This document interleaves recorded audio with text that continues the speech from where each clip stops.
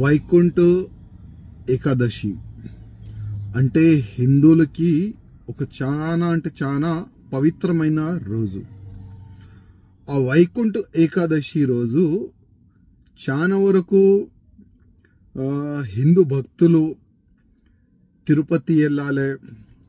ఆ వైకుంఠ ఏకాదశి రోజు ఆ దేవుడిది వెంకటేశ్వర స్వామి దర్శనం చేసుకోవాలని చాలా మంది అనుకుంటారు. ప్రతి సంవత్సరము చాలా వైభవంగా కార్యక్రమం జరుగుతుంది. దర్శనం కూడా లాక్స్ ఆఫ్ భక్తులు దర్శనం చేసుకుంటారు. కానీ దురదృష్టం ఏంటంటే నిన్న ఒక తోకిస్లాటలో 6 మంది చనిపోయినారు. దాంట్లో 5 మెంబర్స్ మహిళలు ఉన్నారు.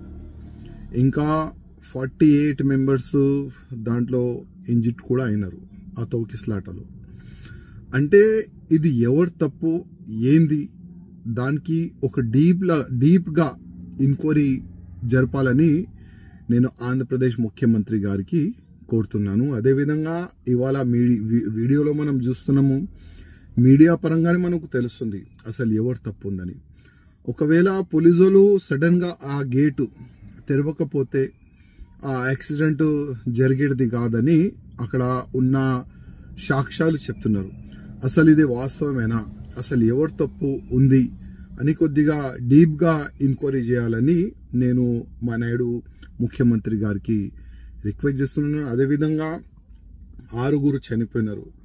వాళ్ళకి ఫైనాన్షియల్గా టీటీడీ చైర్మన్ గారు అదేవిధంగా ముఖ్యమంత్రి గారు వాళ్ళకి ఒక 10 lakhs రూపీస్ కానీ వాళ్ళ ఫ్యామిలీ మెంబర్స్కి ఫైనాన్షియల్గా సపోర్ట్ చేయాలని నేను రిక్వెస్ట్ చేస్తున్నాను. అదేవిధంగా చాలామంది ఇంజ్యూర్డ్ అయినారు కదా, వాళ్ళు కూడా ఫైనాన్షియల్గా సపోర్ట్ చేయాలని నేను ముఖ్యమంత్రి గారికి రిక్వెస్ట్ చేస్తున్నాను. అదేవిధంగా ముందు ఇట్లాంటి యాక్సిడెంట్ జరగకూడదు, దానిపైన కూడా ఒక మంచిగా ప్లానింగ్ చేయాలి.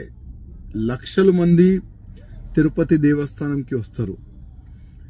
ఇవాళ ఈ ఒక్క యాక్సిడెంట్ వల్ల ముందు అట్లాంటి యాక్సిడెంట్ జరగకూడదు, దానికి ఇప్పటి నుంచే కొద్దిగా ప్లాన్ చేస్తే బాగుంటుందని నేను వ్యక్తిగతంగా మా ముఖ్యమంత్రి గారికి రిక్వెస్ట్ చేస్తున్నాను.